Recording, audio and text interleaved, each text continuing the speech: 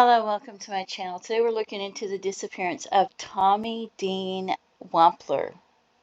Forgive me if I'm not pronouncing that correctly. He went missing, it says November 1st, 1984, from Marietta, Georgia, age 49, 5'6" to 5'8", 180 to 200 pounds. There's not a lot of information there. It says he previously lived in Fernando Beach, Florida, and St. Simon's Island, Georgia. Oh, wasn't there someone found? I think there was a doe found, a John Doe around St. Islands, Georgia. Uh, but I don't know what year. He also has family ties to Arkansas. He was last seen in Marietta, Georgia, and last contacted family in November of 1984. And I don't know when he was actually reported missing or anything like that because of the lack of information. Sandy colored brown hair. Chest hair, blue eyes, scar on his leg from a burn when he was a young child. Here's some images.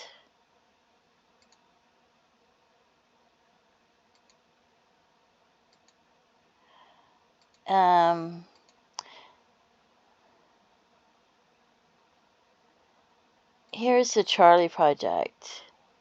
And they have better, closer up pictures. It says he was about 49 years old. He was born in 1935 in June.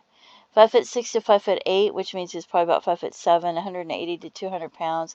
Sandy brown hair, blue eyes. His nickname was Tom. And it mentions a burn scar. He was last seen in Marietta, Georgia, November 1984. He had been staying with some friends in Charlotte, North Carolina, and they dropped him off at an apartment complex on Windy Hill Road in Marietta. He's never been heard from again. Wampler had previously lived in Fernando Beach, Florida, and St. Simon's Island, Georgia. A few details are available in their case, and I do believe that I think there was a doe found near an island. I think that area, but I don't remember when. And so I might have to look that up later and do another video. So I did some that were, I looked at some John Does that were found, I think maybe before and after that, because I wasn't sure if the date was correct. So we have this John Doe was found August 9th, 1986, and died in 1986. Estimated age to be 31 to 51 years old, and he was about 5'8" and weighed about 160 pounds. And he was found in LJ, and I thought he looked similar. I do think he looks similar. So I feel like maybe that could be him. And Marietta, Georgia to LJ, it's a possibility seeing he goes places. Dark green or blue work pants, blue web belt with brass military buckle, white boxers, blue socks, and brown loafers. 9.5. Don't you think that kind of looks like him? If you look at the first picture. I don't know if it could be him or not, but the victim's remains were found in the woods about 6 miles south of Ellijay. And then I have this one. This John Doe was found in October 1986, Atlanta, Georgia. It says not recognizable, traumatic injuries, hit and run car accident. But he was only 35 to 45 years old, and that gentleman was about 50. But that's pretty close because it's an estimated age. 5'9" to 5'11". He's also a little bit taller than him. Brown hair, blue eyes. The victim was struck by a vehicle that fled the scene in Atlanta, Georgia. He was transported to Grady Hospital, and he was comatose until his death, November 4th, 1986. He might have been homeless, it said. And then we have this John Doe found in Miami, Florida, because they said he had connections to Florida. So I thought maybe. And I'm looking at the eyebrows and the shape of his eyebrows. And I'm sure there's a lot of people that have that shape of eyebrows. But it reminded me of him. So, and he was discovered November 30th, 1984. And he was 5'8", but he only weighed about 140 pounds. Recognizable face, and he just died hours prior. So that's about the time that man went missing. And I don't know if he had gray hair at the time of his death or not. So, because I have no idea where he would be or where you'd even look for him at. He was found lying on the sidewalk, and there was no obvious signs of trauma or foul play. Natural cause of death. So, and it's probably not him, but I'm leaving it in there. If you have any information about what might have happened to him, please contact authorities and let them know. This man, I don't think he looks anything like him, but he was found in Largo, Florida, and this was months before that man went missing, and his partial skeleton parts only, so there's no way it could be him, 18 to 50 years old. But I decided to leave him in. A skull was recovered by Largo police July 1st, 1984, at an apartment. 706 16th Avenue Northwest. Police were called out to a domestic dispute and located a skull on a nightstand. The female resident reported finding the skull 6 or 7 years prior in a duffel bag at a bus stop on North Fort Harrison in Clearwater. So she found the skull 6 or 7 years prior. So that means whoever this is died before 1980. 1977 she might have found the skull, so it could be somebody from the 60s or the 70s. But who knows if she was telling the truth or not? Who knows why they had the skull there? Who knows who it was? Because really, are they going to tell the truth? I don't know. If they were involved in the person's death, I don't think they're going to tell the truth. But I just don't know. And if you found a skull, why wouldn't you let somebody know and turn it in? Why would you keep the skull on the nightstand like a souvenir?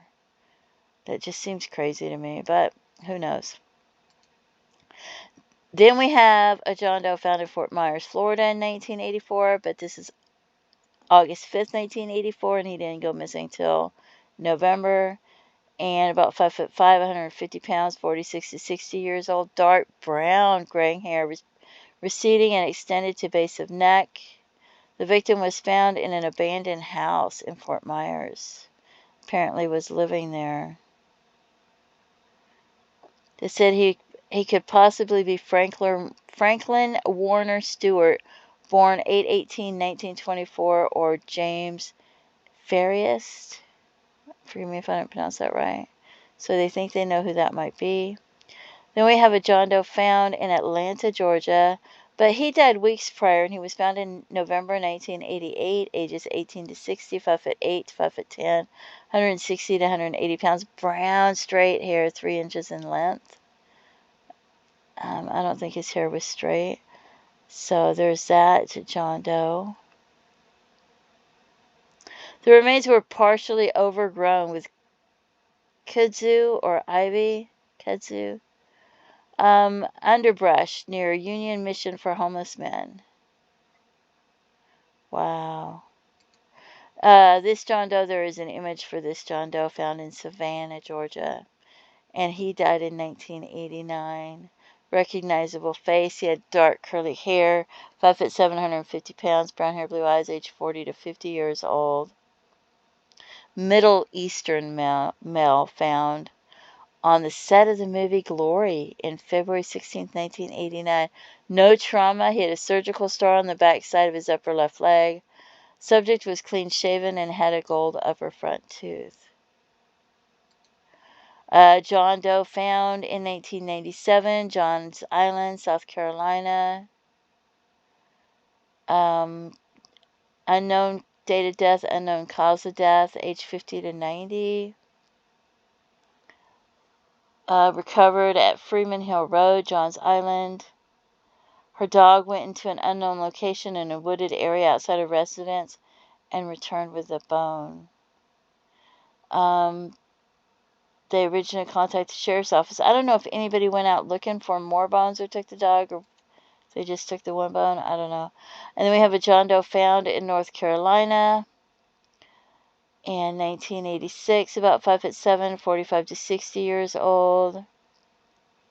Extreme curvature of the right fifth metacarpal with damage to the right. Right hand injury. Compression. Oh, yeah, I don't want to go into those bones and stuff. Healed fractures noted on right, third, and fourth robs. I think that means ribs. And the left 11 and 12th ribs. So maybe something bad happened to him, like he got beaten up or something before he died. I don't know what that means, but his remains were found in a wooded area some distance from the roadway near Peach Orchard Road. So I wonder if he got in a fight with somebody and they didn't mean to kill him and he died or something and they hit his body. Who knows who this is or what happened, but so, and I don't have any idea if any of these John Does could be him. There's so many different John Does that maybe they could be him that I really just put some in there. And that way you could see and, understand. I feel like it gives you more compassion and more empathy for the person who is missing when you look at the John Does and the Jane Does that might be them and what some of these people might have gone through. Also, it also puts more people in the video so that if maybe you don't know what happened to him, but maybe you're watching the video and you know who one of these John Does are, or have some kind of information about them, that maybe you could contact authorities and get that information to authorities. So anyway, don't forget to pray for their families, their loved ones. Please feel free to leave comments and have a blessed day. Bye-bye.